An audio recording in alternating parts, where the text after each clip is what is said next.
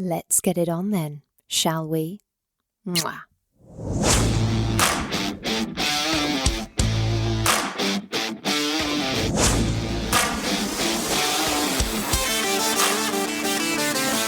Welcome to Sex on the Peach, your weekly hump day dose of everyone's favourite untalked about topic, sex. Let's get honest, let's get open, let's get comfortable, and let's get in to this week's show. Good morning, everyone. Happy Wednesday, happy hump day, and happy Sex on the Peach day. I'm your host, Peach, and today's episode is all about how social media can affect our sex lives and relationships. I know that people like to brush it off as just social media, but the fact of the matter is, it is a huge part of our lives now. One that people spend more time partaking in than eating and sometimes even sleeping. It's not a small thing. It is affecting people's self-esteem.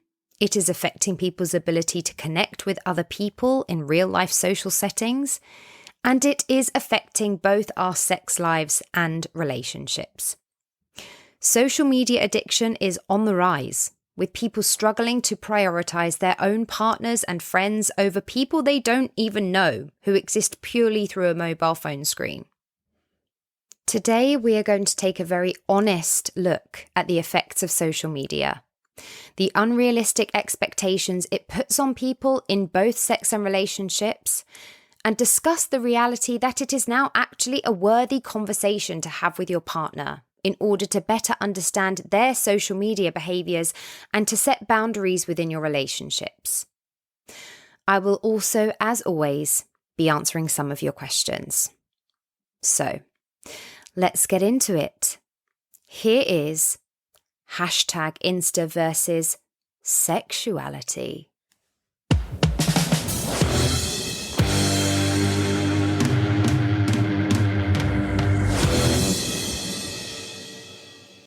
So, social media has actually dramatically changed the way we think about sex and relationships. With the plethora of dating apps and online platforms, it has created a paradoxical situation where it's easier than ever to meet new people, but harder than ever to form deep, meaningful relationships. Of course, one of the positive effects of social media on our relationships is that it has made it easier to connect with people from all over the world. Social media platforms such as Facebook, Instagram, Twitter allow us to stay in touch with our friends and family, even if they live far away, and our partners if we're in long-distance relationships. It has also given us new opportunities for people to meet and form sexual or romantic relationships. Dating apps such as Tinder, Bumble, and Hinge are extremely popular ways for people to connect and find potential partners.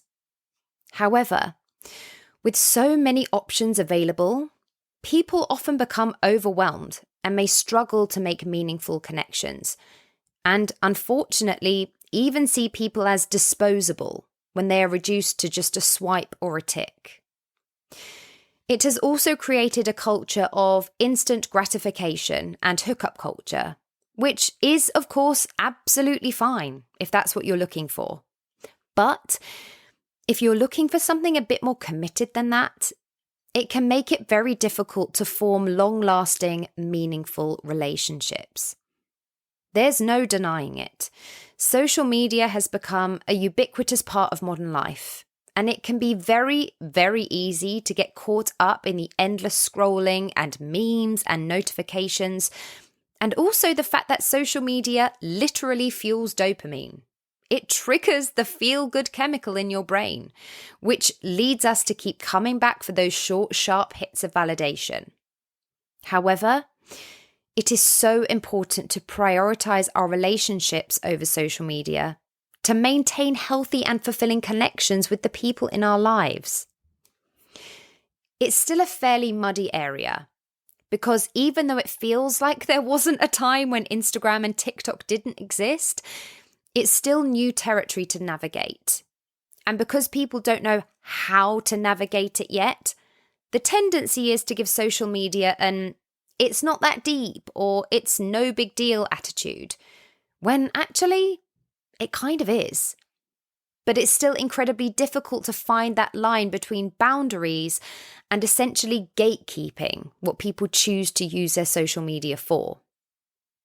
We obviously have the responsibility to take into account how social media makes us feel as individuals, and to take accountability for how we can personally use it in a healthy way that benefits our mental and emotional well-being while avoiding the negative effects. This could look like setting boundaries. We can decide how much time we want to spend on social media each day. But once we've done that, it's important to try and stick to it if we know that going outside all of that makes us feel any sort of negative way. I personally have my social media apps set for an hour a day and then they shut down, because otherwise I would 100% end up scrolling for hours. Probably at memes and DIY, but still, it's taking focus away from my real life and the very real and existing people around me. And also, we can avoid using social media during important moments, such as meals or quality time with friends, family, and partners. We also have the option to choose our content wisely, to follow accounts that inspire us and make us feel good about ourselves.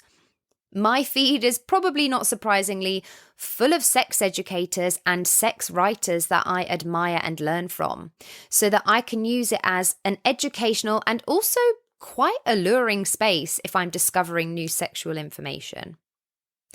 I am also very aggressive with the mute button, because even some of my friends who I fucking adore and think are wonderful in real life have social media presences that just doesn't necessarily represent the person I know and love when I see them in person. And I would personally rather hold on to that authentic version of them than have my opinion be swayed by social media, which is something I also would genuinely want people to do with me if they felt that way, because my real life interactions with people will always be my priority. But we have that option. That's what the button is there for.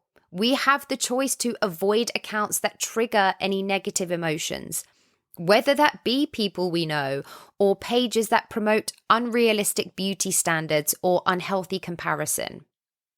We can be intentional about our interactions on social media. We can avoid engaging in arguments or spreading negativity and use it to connect with people in meaningful ways. It's also important to take breaks from social media to recharge and focus on other aspects of your life. Remember to be mindful of your emotions. Pay attention to how social media makes you feel. If you notice that it's causing you to feel anxious, jealous, or inadequate, and affecting how you feel in your relationship and your sexuality or sex life, it's time to take a break and reevaluate your social media use. And what I probably think the most important thing is here, don't compare yourself to others. Remember that social media is a highlight reel, and people tend to share only their best moments. Completely avoid comparing yourself to others and only focus on your own journey and progress. And as already mentioned, mute the accounts that fuel you to feel compared or inadequate.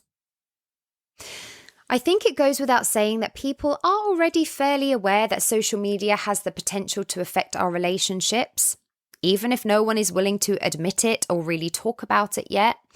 But when I mention that social media is actively affecting people's sex lives, people are hesitant to believe that it's true. However, social media has changed the way we approach sex in many ways.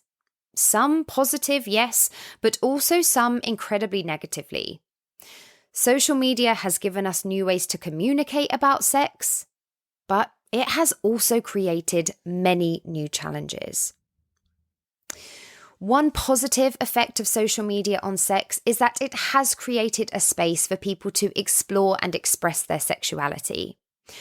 Social media platforms such as Twitter and Tumblr have become hubs for the sex-positive community, where people can share and discuss their sexual experiences and preferences without judgment.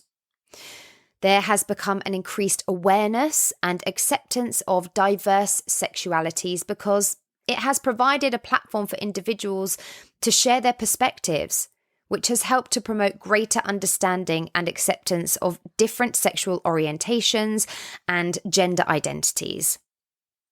It has also had a significant impact on the LGBTQ+ community, both positive and negative, but it has given us a space for increased visibility and representation. It has also facilitated the creation of online communities and support networks for LGBTQ+ individuals who may face social isolation or discrimination in their offline lives, which can provide a sense of belonging and support.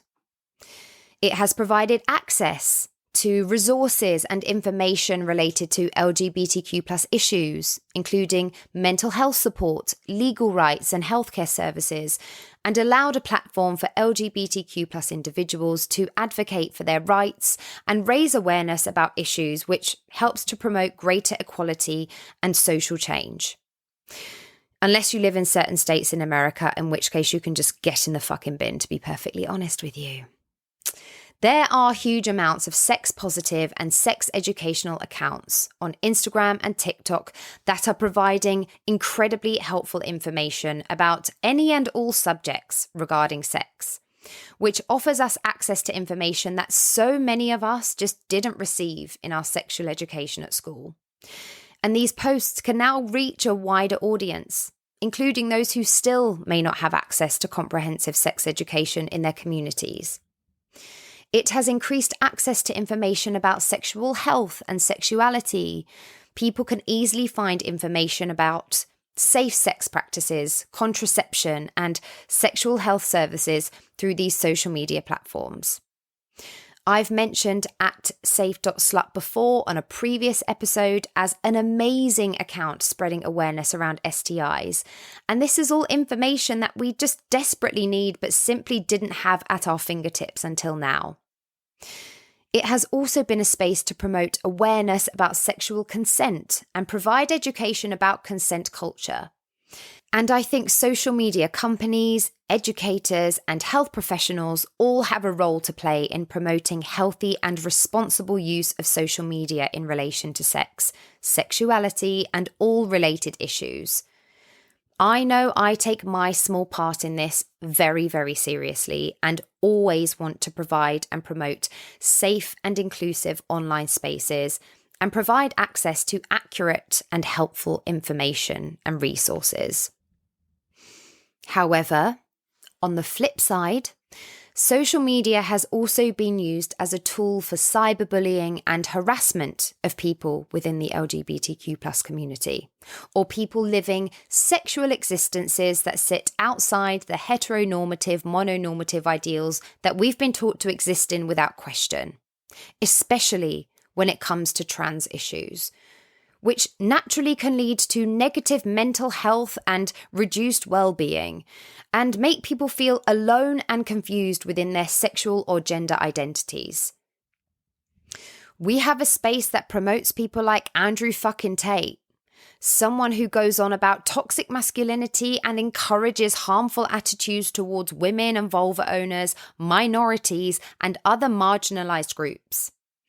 His views on topics such as gender roles, race, mental health are incredibly fucking harmful to those who do not fit his narrow definition of what it means to be successful or strong. And this is a mindset that is being instilled into men and penis owners from his social media platforms. This is someone who frequently states that women and vulva owners should prioritize being physically attractive and sexually desirable to men and penis owners in order to be successful in romantic relationships. And most harmfully, suggests that women and vulva owners who are sexually assaulted or harassed are responsible for their own safety and should take precautions to avoid such situations. There are now classes actually being taught in schools to undo the damage that people like Andrew Tate have done to people's mindsets in the sexual consent space. I'm sure we don't need to go into my personal opinions about Andrew Tate, because I'm sure we all know I hope they lock him up and throw away the key. But to think social media is as huge a part of our lives as it is, and to assume it isn't affecting us sexually, is naive and truly wishful thinking. As not only is it saturated with information, that information and the opinions associated with it are a place of conflict and complete division. And I still don't see a space that is wholly inclusive and prioritizing of consent and pleasure. And I sadly don't think we will for a long time. Everything comes with a complete 180 version of itself. The normalization of certain sexual behaviors can lead to increased experimentation and exploration, which on one hand can help people discover new aspects of their sexuality and lead to increased pleasure and satisfaction. But it can also lead to risky sexual behaviors, such as engaging in unprotected sex or experimenting with BDSM practices without proper education or consent because it's become a new TikTok trend. Sexual content on social media can range from informative and educational to explicit and objectifying. And access to all of this has become easier than ever before. This increased access is, of course, making sex more open in an otherwise taboo mainstream society, which in some ways can be a really positive thing. But mostly, social media is having a significant impact on people's sexual expectations and is often creating unrealistic and unattainable standards. Social media platforms such as Instagram, Twitter, and TikTok have allowed pornographic content to spread more easily and rapidly than ever before. With it being this easily accessible on social media, it can create unrealistic expectations around sex. Obviously, the actors and situations depicted in pornography are exaggerated or entirely fictional altogether, but it can lead people, especially young people who have had little to no sex education outside of pornography, to have completely unreal expectations about what sex should look like in real life. There is a lot of dangerous pornography that gets spread around. So I would actively encourage people to use sites like Bellesa or other ethical porn sites in order to make sure you are supporting a side of the sex industry that takes care of its workers and prioritizes real pleasure in its content, rather than borderline abuse. Social media can also be a source of complete misinformation about sex, with inaccurate or misleading information being spread through memes or viral posts, which can lead to people having far-fetched or even dangerous ideas about sex. And comparison culture is quite literally destroying our sex lives and our ability to feel sexy within ourselves. Social media is known for its filtered images and perfect angles, which is relentlessly creating bullshit, non-existent standards around body image and sexual performance. People then feel pressure to look a certain way or perform a certain way during sex, based on the curated images they see on social media. It has created a culture of perfect bodies and seems to have the final say on what is considered attractive or desirable. This has led to body shaming and increased pressure on people to conform to these beauty standards of certain body types and physical appearances. It can also promote pressure to adhere to certain sexual norms and ideals, sexual availability, and sexual performance. This just leads to feelings of inadequacy and insecurity, which causes anxiety and self-esteem issues for people, making it more difficult for them to enjoy sexual experiences. And this is absolutely not the environment to curate relaxation and pleasure. I want you all to feel confident and sexy and sexually aware of what you want. And if social media is affecting your ability to do that, it's time to start being honest with yourself and making the necessary changes so that you can have better sexual experiences. Because I promise you, limiting your sex life because of a fake post you've seen on a made-up mobile phone app is not worth it. When we see carefully curated posts and images that show only the highlight reel of someone's life, relationships, body image, and success, it's so easy to compare ourselves and our own lives unfavorably. We end up seeing what a perfect relationship should supposedly look like, which just puts pressure on real-life relationships to measure up to these impossible standards. People end up comparing their partnerships to the highly stylized and curated images of couples on social media, leading them to feel dissatisfied with their own relationship or partner. It's really fucking important to recognize that what we see on social media is not an accurate representation of reality. It's important to have open and honest conversations about sex with our partners as a result of this, and to remember that real life sex is messy and imperfect and not fucking filtered. We have to stay critical of the information and images we consume on social media and try to seek out accurate and reliable sources of information about sex. Finally, I want you to aggressively remember that our focus is always on pleasure, connection, and communication during sex, rather than trying to meet some unnatural standard that you've seen that isn't even real. If you find that you're currently in a space where you are feeling down about the things you are seeing on social media, I want you to turn off those apps and have a night where you remember what you need to feel like the sexy fucking human you are. Light some candles, play some sexy music, put something on that makes you feel absolutely phenomenal. Do whatever you need to do to feel good, and treat your body like the magical fucking palace that it is. Whether that's manually or with a toy, whatever you want to think of or watch or read or listen to that is going to turn you the fuck on, get back to yourself and your own sexuality and sensuality. Put the phone down and make that time for yourself. You owe yourself to feel sexy and to not let a bullshit app get in your way. I honestly believe in this day and age that conversations about social media need to happen in relationships. People seem to think that's ridiculous, but actually, using social media healthily in a relationship can help you avoid misunderstandings, jealousy, and other negative impacts that can arise from social media use. Yes, it can facilitate communication and help us stay in touch with our loved ones when we're far apart. It can also create huge miscommunications, especially when it comes to interpreting tone or intent. It's a space that can both build and erode trust in relationships.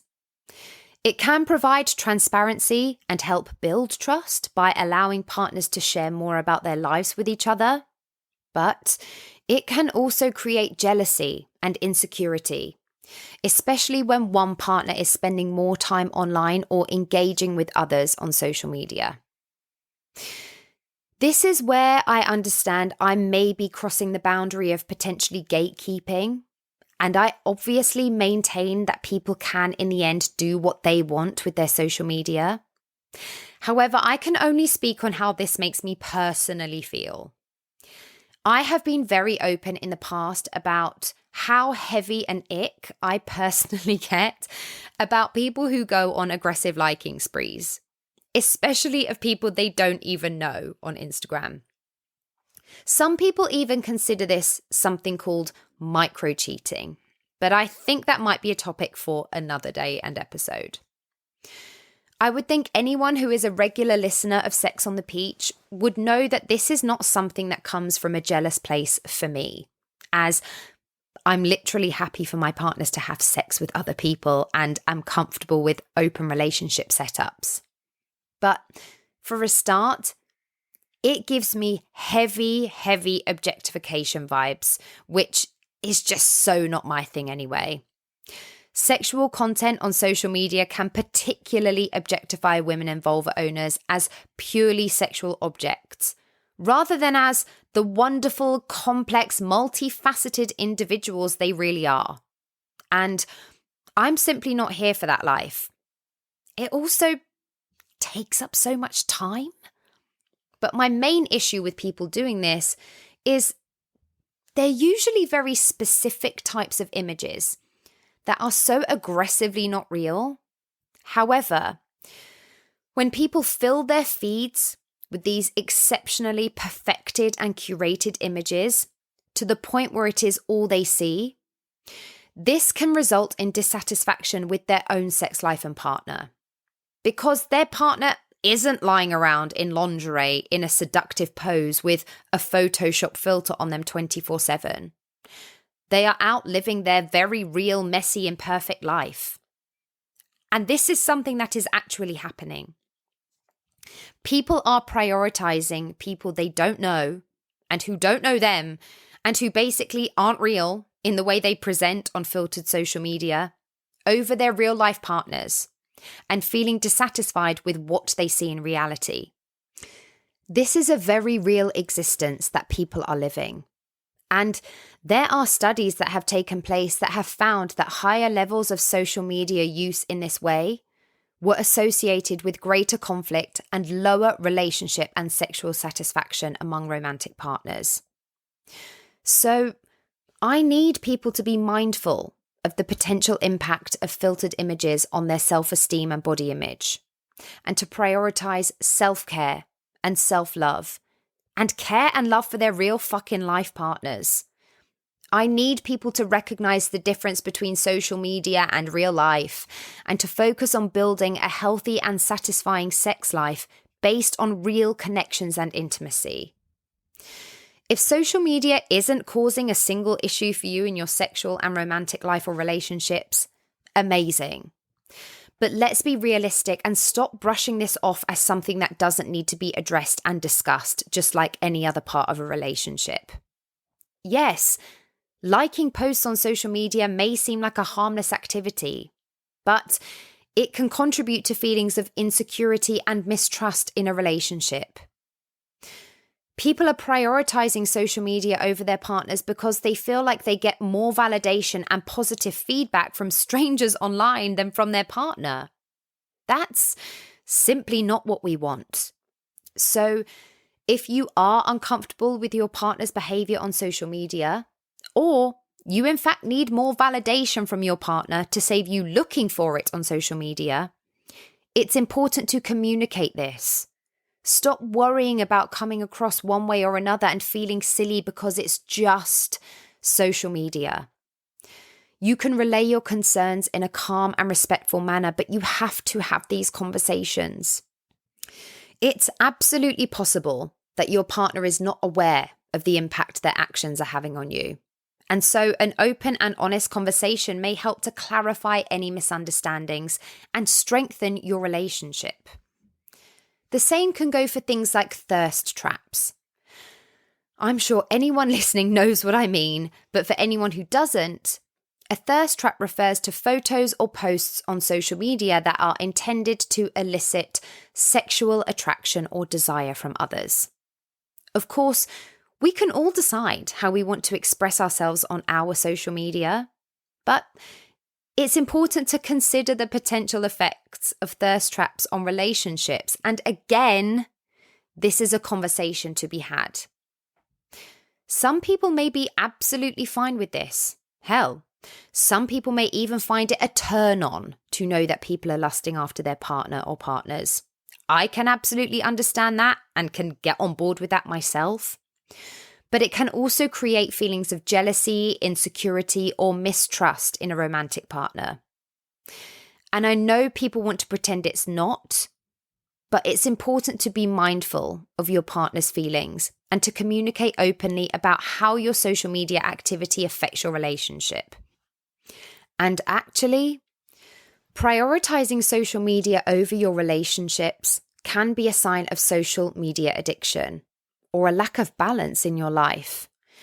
So if you are neglecting to spend quality time with romantic or sexual partners in favor of social media use, or feeling disconnected from or uninterested in personal relationships due to a preoccupation with social media, this is going to be something you want to address and consider getting help with. Social media addiction is real and isn't something for us to laugh off or be nonchalant about.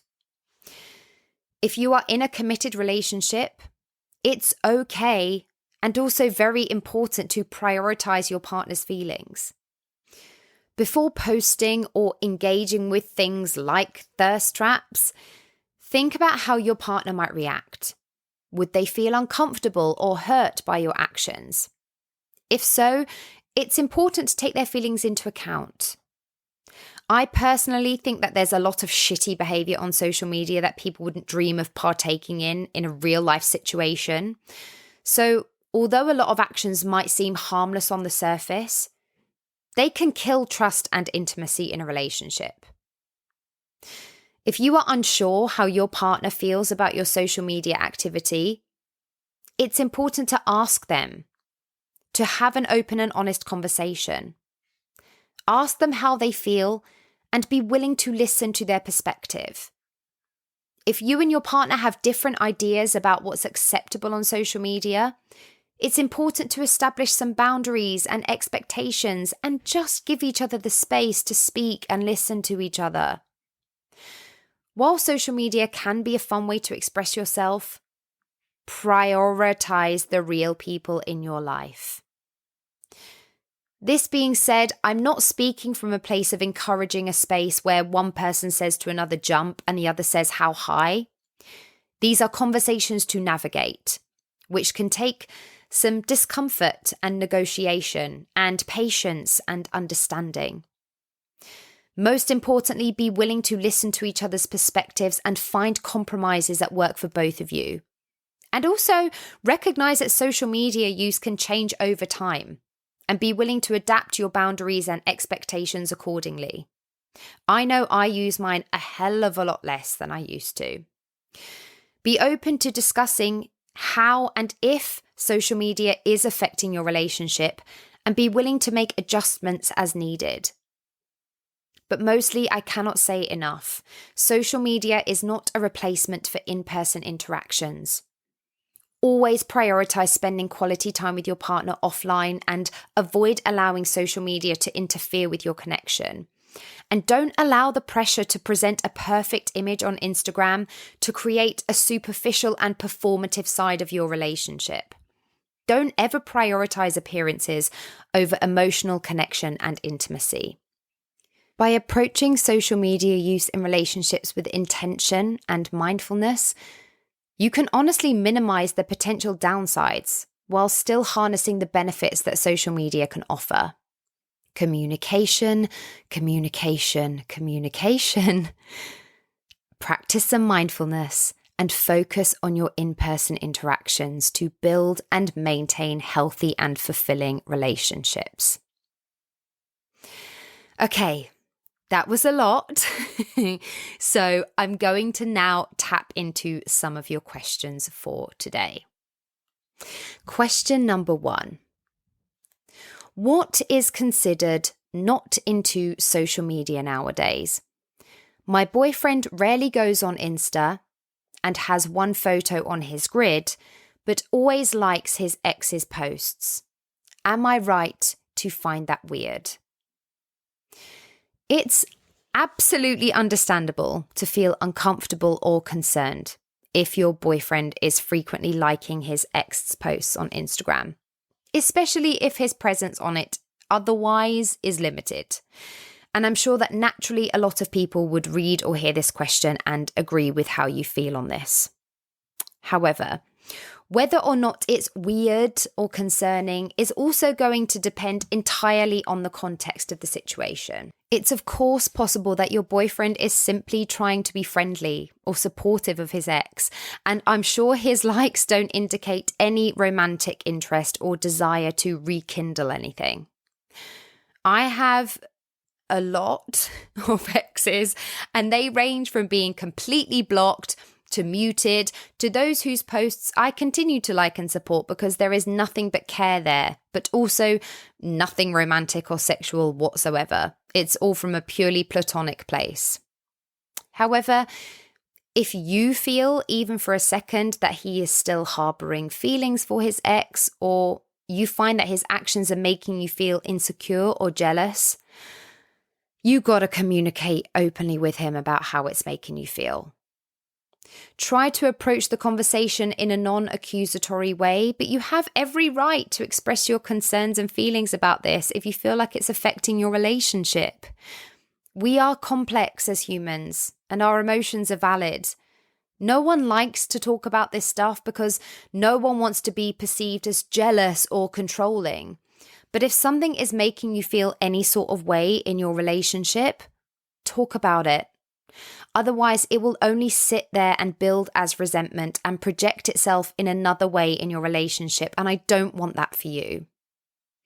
Ask him to clarify his intentions behind liking his ex's posts and be completely open to hearing his perspective.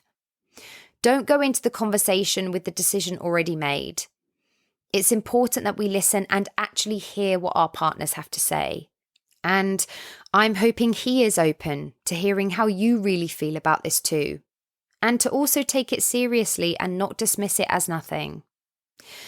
You may feel better after the conversation itself and not feel like you need to take any further action, but ultimately, if you still feel that his actions are crossing a boundary or causing undue stress in your relationship, it's important to address what that means and navigate how to move forward with that together. But this is something you can only do by talking about it and listening and understanding each other. Next question. My boyfriend won't let me look at his Instagram DMs at all, even though I'm totally fine with letting him read mine. I don't want to be paranoid, but I don't know what the issue is. I totally get that you might feel curious about your partner's social media activity, but in my opinion, it's important to respect people's boundaries and privacy.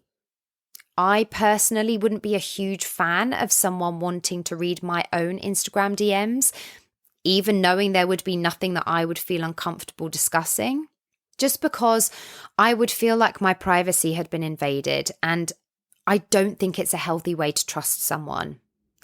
We shouldn't need proof to do so. I've had people look at my phone behind my back in past relationships, and it has just felt like such a huge betrayal. And it's something I would never encourage anyone to do ever. If your boyfriend doesn't want you to look at his Instagram DMs, it's important to respect his decision. But also, your partners, you have the space to ask him why he feels this way. It's possible that he may just have private conversations with friends and family that he doesn't want to share with anyone else. Alternatively, he may have concerns about your level of trust or the potential for misunderstandings if you were to see his DMs, which, as I already mentioned, I would like partners to be able to find ways to trust each other without the need for that kind of proof. And so he may take it as an insult that you don't trust him. However, have the conversation about it. Listen to each other. It's important to approach these conversations with an open mind and avoid making assumptions or accusations. Ask your boyfriend to explain why he doesn't want you to look at his DMs and listen to his response. Try to have an open and honest conversation about your feelings and concerns and work together to establish clear boundaries and expectations around social media use in your relationship.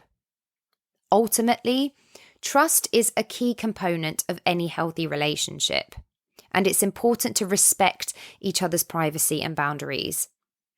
If you truly believe he might be engaging in behavior that's disrespectful, then I would suggest looking at why that might be and having some honest discussions about why the trust may be missing in your relationship. Because if that's actually the case, seeing his DMs won't actually make any difference because you've already decided that the trust is missing, and you need to address why that might be. I know when we've decided we want to see something, we think the only solution is for our partner to give in and give us access. But I promise you that is not the healthy way to build and keep trust in your relationship. And it would only lead to them needing this kind of proof to maintain it. So I recommend having some honest conversations about why your trust might be sitting in a place that you feel you need to look at them in the first place, and tackle the issue from that place. And look at building up the trust between you more so that you don't feel it's something you want or need to do moving forward. I'm dating someone and they want to make things Insta official, but I'm not comfortable being that public, even though I have TikTok, Instagram, and Snapchat. How do I ask for privacy without making it sound like I want to hide them? It's perfectly valid to want to maintain your privacy and to not feel comfortable with making your relationship Insta official. But it's important to communicate your feelings on this with your partner in a clear and honest way. Let them know that you're not comfortable with making your relationship public on Instagram and explain your reasons why. Your partner may be excited to share your relationship on social media, and that's lovely and gorgeous and completely fine, and it's important to acknowledge their feelings while still maintaining your own boundaries. But let them know that whilst you understand their desire to make your relationship Insta official, you have a different perspective. And that's okay. We didn't always live in a world where everything was so public. And for some of us, it's still a jarring fucking concept, and we don't all feel the need to be giving a soft or hard launch of our relationships on social media. So if you're not comfortable with making your relationship public, see if you can offer an alternative way to show your commitment and affection to each other. Whether that can be displayed through quality time together that you organise, or whether they need more validation through words of affirmation to replace the publicness of social media. It's of course important to listen to your partner's perspective and try to understand their point of view. Ask them how they feel and why it's important to them to make your relationship public on social media. And hopefully, it's a space where you can find a compromise. If you and your partner have different ideas about how public to be on social media, try to find something that works for both of you. I think it's possible to find a space between privacy and secrecy. For example, you might agree to repost occasional photos together but not make it a regular occurrence. At the end of the day, honest communication about this is going to be your only friend. By expressing your boundaries in a respectful way and listening to your partner in return with respect and understanding, you can maintain your privacy while still nurturing your relationship with your partner. Should people be able to tell looking at your socials if you are single, in a monogamous relationship, or not? Well, the decision to disclose your relationship status on social media is simply everyone's personal choice, and there is no right or wrong answer to this question. There isn't a rule book for this stuff. Some people choose to share their relationship status openly on social media platforms, while others prefer to keep their personal life private. And also, those things change. I used to be a lot more public about my relationships than I ever would be these days. That may just be a change of opinion with age, or it may even come from a feeling of discomfort when past public relationships have had to be removed. I would never have the intention to hide a partner and would want everyone in my real and existing life to know and involve them, but I no longer feel the need to promote it publicly. However, if they wanted to, that would also be okay. So I guess I don't really have an answer because there isn't a clear-cut one. I get that for those who choose to disclose their relationship on social media, it can help to avoid any confusion or misunderstandings about their availability and can help manage expectations of others who might be interested in dating or pursuing a romantic relationship. But on the other hand, some people may prefer not to disclose their relationship status on social media, either because they want to keep their personal life private or because they just don't see the need to share such information publicly. Ultimately, it is up to each person to decide what they are comfortable sharing and what works for them and what they prefer to keep private, and for couples to work through this together if they have differing opinions. It's important to respect each other's decisions on this matter. As stated in this episode many times already, your relationship status just needs to be more important in real life than what you post about on social media. That's what really matters. Next question. My partner says he doesn't care about Insta because he has 2 pics on his grid, but he regularly sends me memes on Insta and likes other girls' posts, but he doesn't post our relationship. Am I weird for thinking that's not on? I feel I've probably semi-answered this already via the episode itself and also earlier questions, but of course you aren't weird. This is Sex on the Peach. Nothing is weird. I've got you. You have emotions. You're a human. They're valid. It is understandable to feel uncomfortable if your partner regularly likes other girls' posts but doesn't post about your relationship. As we've discussed at great length, liking posts on Instagram is a very common social media behavior. And I guess partly what the whole thing exists for. But it can be hurtful if your partner appears to be showing more interest in other girls than in your relationship. And this is why I bang on about prioritizing the real people in your life. You know what I'm going to say. It's important to communicate openly with your partner about how you feel and what your expectations are regarding social media and your relationship. It's possible that your partner is blissfully unaware that their behavior is bothering you. And so just having this honest conversation might help clarify any misunderstandings and prevent future issues. How does your partner make you feel in real life? Does he make you feel loved and appreciated and respected? Do you have any reason to believe that there is anything untoward behind him liking these posts? That's all going to be important to think about.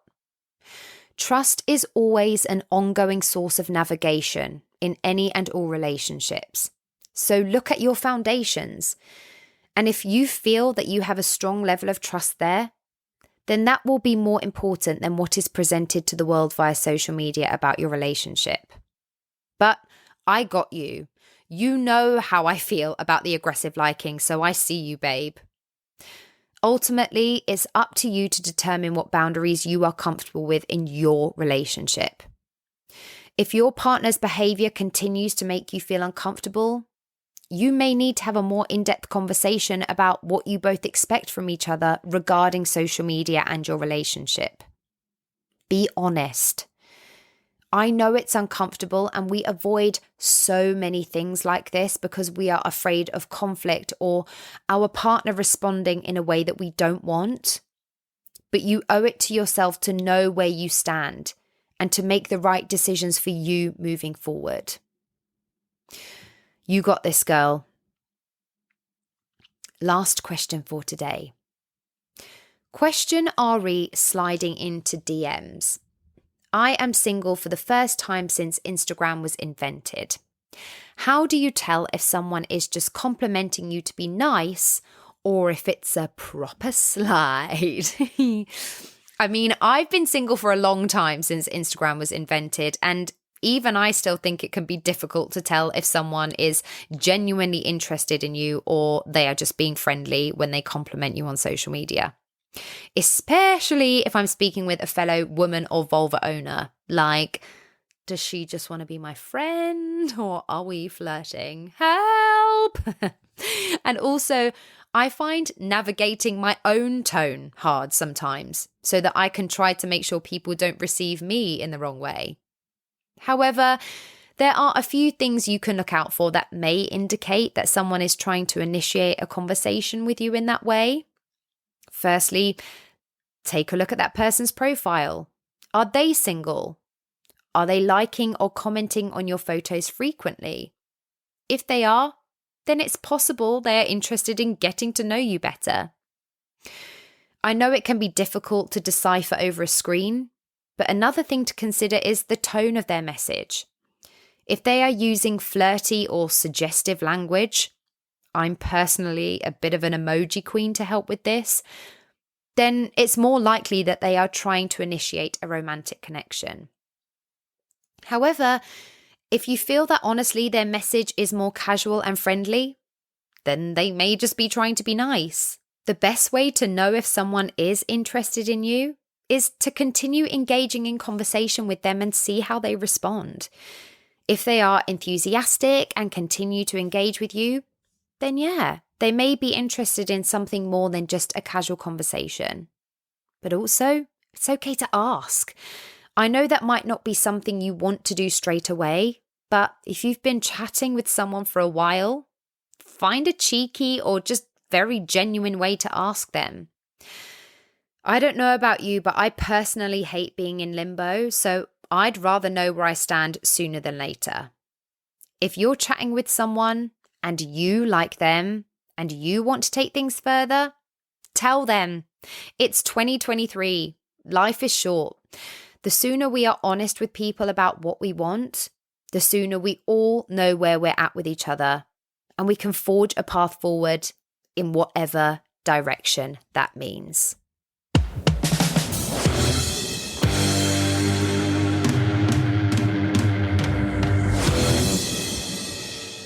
Well, that's all for this week's episode. I hope that it helps anyone out there who may be navigating the complexities of what social media has done to our minds. And I hope it encourages people to acknowledge the very real and sometimes overbearing hold it has on our lives and relationships, and to have those honest conversations, either with ourselves or our partners, about how social media may be affecting us. If you feel like it is affecting your sex life or relationship, please talk, and know that this is an open space to talk about those things. It's not weird, and it deserves the airtime. I believe with healthy communication on the subject, it is possible to utilize social media in a healthy and beneficial way. Remember, our primary goal is always to curate environments that promote pleasure. So if you feel social media is affecting that, turn those damn apps off and have a sexy, sexy wank, babe. Until next week, thanks for coming. Thank you for tuning in to Sex on the Peach today, and I hope that you enjoyed this week's episode. You can find and follow me on Instagram, YouTube, and TikTok at Sex on the Peach Cast, and you can also get in touch with me at sexonthepeachcast@gmail.com. Please do continue to like, share, subscribe, rate, and review wherever you listen to your podcasts, and I'll see you next week. Love, Peach.